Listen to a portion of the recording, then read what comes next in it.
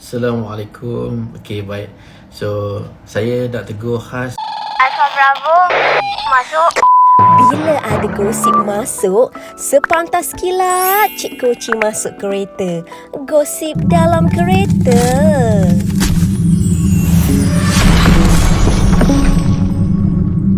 Kod like dan share tau. Assalamualaikum dan hala-hala guys. Selamat datang ke Cik Koci Channel. Gosip dalam kereta dengan hashtag sepantas kilat. Jom pagi ni kita nak cerita mengenai jadi batu api rumah tangga Syamsul dan Ira. Kaunselor ini sekolahkan Puteri Sarah. Hai, kena sound ke tu Puteri Sarah. Okey, kalau nak tahu apa cerita selanjutnya, jom sama-sama kita zas video ni. Assalamualaikum. Okey, baik. So, saya nak tegur khas untuk Puteri Sarah. Kan? Saya pernah buat konten tentang Puteri Sarah masa dia bangkit kesedihan apabila berlaku kes dengan suami. Dan tempoh itu saya sentiasa support dan saya pernah jumpa Puteri Sarah, kalau ingat saya, di Wanita Hari Ini. Jadi saya pernah nak cuba menghulurkan pertolongan dan si kaunseling untuk support. Dan apabila dalam keadaan macam ni, saya lihat dalam video-video yang live dipotong jadi video dan sebagainya, saya melihat dan saya terpanggil untuk menasihati secara profesional lah. So saya tidak dikatakan cuba menyebuk atau cuba jaga tepi kain ataupun memandai-mandai. So anggap saya ni sebagai seorang yang profesional, yang tak ada apa kaitan pun. Saya bukan sahabat Puteri Sarah, saya bukan sahabat Ira Gaza atau apa. Saya nak supaya kita masyarakat Islam kita menjaga akhlak. Akhlak ni satu benda yang asas dalam agama kita.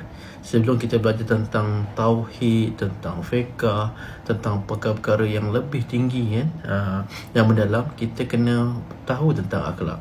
Ini adalah benda yang asas Nabi ajar Dan banyak kita tengok di penduduk Madinah masa tu, kebanyakannya mereka tertawan dan memeluk Islam sebabkan akhlak Nabi. Mereka belum mendalami Islam macam mana. Mereka tak tahu macam mana Islam solatnya, ada rukun Islam, rukun iman. Tapi akhlak ni sangat penting. Dan hari ni kenapa orang tak berminat dengan agama Islam? Sebabkan akhlak. Kita tidak menjaga akhlak kita. Kita tidak pamerkan akhlak orang Islam. Islam banyak kata apa, kita menyantuni orang. Walaupun musuh, walaupun dia bukan orang beragama, kita tetap menyantuni. Kita nak menunjukkan akhlak kita sentiasa baik. Jadi masa dalam hubungan rumah tangga, dan apabila kita dalam tempoh yang kita bukan lagi isteri dan mereka telah berumah tangga, jadi janganlah kita atas sebabkan anak ataupun mungkin keprihatinan suami yang datang berkunjung untuk anak, untuk dia anak, jangan kita macam seolah kita buat konten dan konten tu bermaksud. Yang ni yang menunjukkan akhlak kita bagaimana.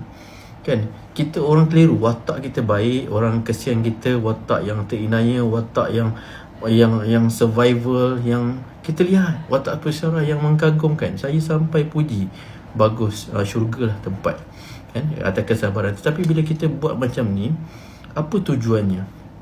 Tujuan ni jadi macam orang keliru.